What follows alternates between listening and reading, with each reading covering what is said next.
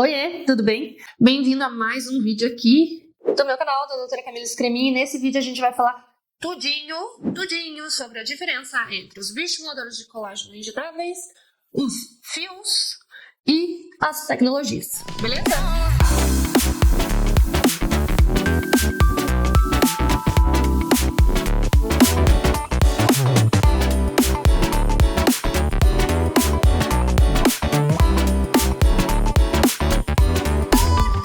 Então, bem-vindo novamente, a mais um vídeo aqui no meu canal. E antes de mais nada, você aproveita e se inscreve no canal, criatura.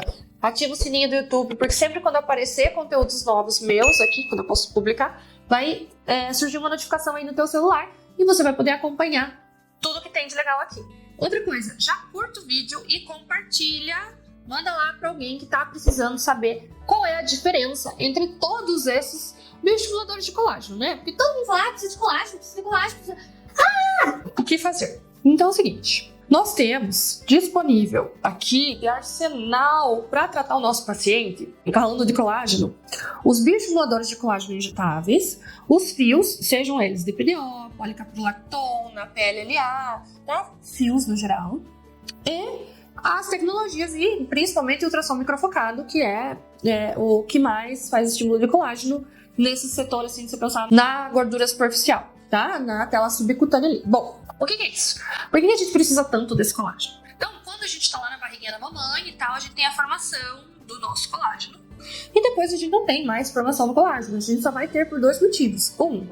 Cicatrização, porque se você atravessar a rua, tropeçar e esfolar o teu joelho, você não vai ficar com o joelho aberto ali, você vai ter uma cicatrização, então vai ter nova formação de fibras colágenas, e por inflamação, tá? Numa defesa, o colágeno é formado como se fosse, entre aspas, assim, para isolar aquela partícula. Então, esses tratamentos que eu falei para vocês, eles usam esses dois artifícios para fazer colágeno.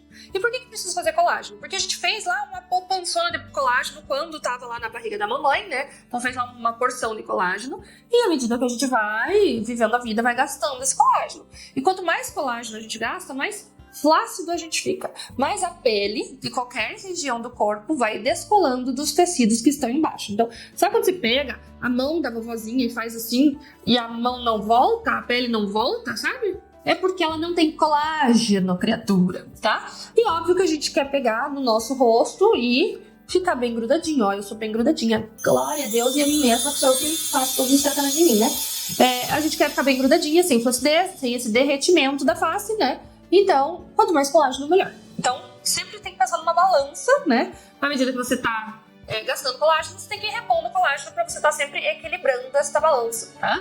Beleza. E aí nós temos essas três opções aí para estimular colágeno que eu falei para vocês no início do vídeo. A gente vai falar as principais diferenças sobre elas hoje. Então, a primeira opção, os bioestimuladores de colágeno injetáveis. Os dois mais conhecidos são o Sculptra e o Radiesse, mas a gente tem alguns outros, como o Eleva, o Elancê, o Harmonica, sabe que é mais? O Westfield, o Renova Diamond, enfim. A gente tem mais alguns que eu provavelmente não me lembro agora.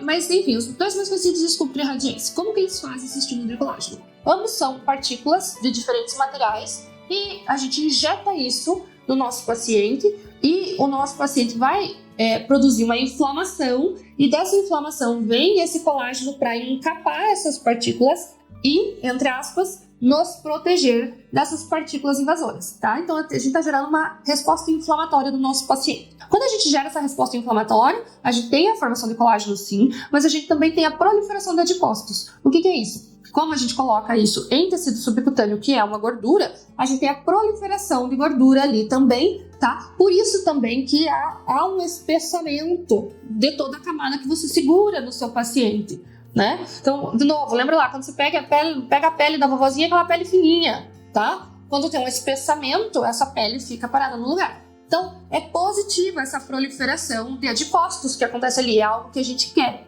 tá? Mas em pacientes que já tem aquele rostinho mais redondinho, mais gordinho, a gente tem que tomar cuidado, porque talvez não seja um efeito desejado.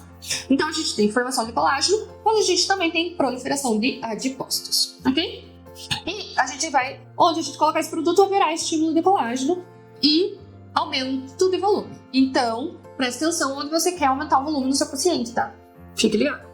Aí a gente tem a segunda opção que eu falei, que são os fios. Então tem fios de PDO, fio de policaprolactona, de PLLA, enfim, tem fio de um monte de coisa, tá?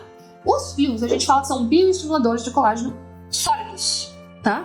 Por quê? Porque eles só vão produzir colágeno no lugar onde eles estão, tá? E é a mesma situação.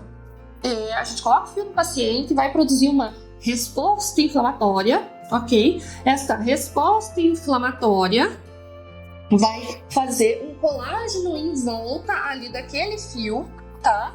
E com esse colágeno em volta daquele fio, vai existir essa proteção para que o nosso organismo não, entre aspas, tenha contato com esse contaminante que é o fio, tá?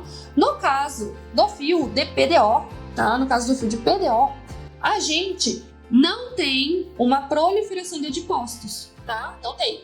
Então a gente só tem a formação colagenosa ali, sem a formação de adipócitos, porque como o fio se degrada através de hidrólise, a gente não tem essa atração de adipócitos, esse movimento, então só tem a formação de colágeno. Mas fio é quantidade dependente, porque o que eu falei? Só haverá formação de colágeno onde tem fio.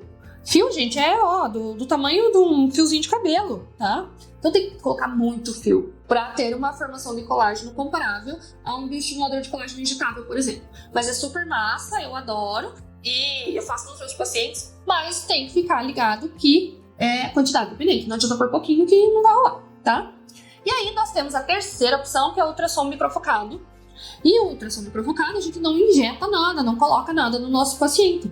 Ele faz um disparo em alta temperatura, acima de 70 graus, e esse disparo faz um dano térmico, dependendo da ponteira, será a profundidade desse dano térmico. E quando a gente tem um dano térmico, uma, entre aspas, queimadura, não é uma queimadura, é um dano térmico, a gente tem um processo de cicatrização, tá? E quando a gente tem esse processo de cicatrização, a gente tem neoformação de colágeno e sem proliferação de adipócitos. Além disso, como a gente faz um disparo em alta temperatura, que passa pela camada de tecido subcutâneo, que é gordura, a gente tem lipólise, a gente tem morte de células de gordura. Então, se eu quero formação de colágeno com diminuição de volume facial, acaba que o ultrassom microfocado é o mais indicado. Se eu quero formação de colágeno só, sem mudar nada, é o fio. E se eu quero uma formação de colágeno com espessamento da derme, né, e de todas as camadas aqui, principalmente do subcutâneo, o bioestimulador de colágeno injetável é o mais indicado. Então, a gente precisa sempre conhecer os produtos, as terapias que a gente tem à nossa disposição para poder realmente contribuir com o nosso paciente. Conhecer os produtos e as terapias à nossa disposição é um dos pilares do meu método, do método Forhoff, que é o que eu ensino toda quarta-feira às 11 da manhã para você aqui no YouTube. Então o método tem anatomia, análise facial, escolha da técnica e conhecimento do produto. Então, bora assistir a aula toda quarta-feira comigo e compartilha este vídeo com quem precisa saber qual é o estímulo de colágeno ideal para o seu paciente. Beijo!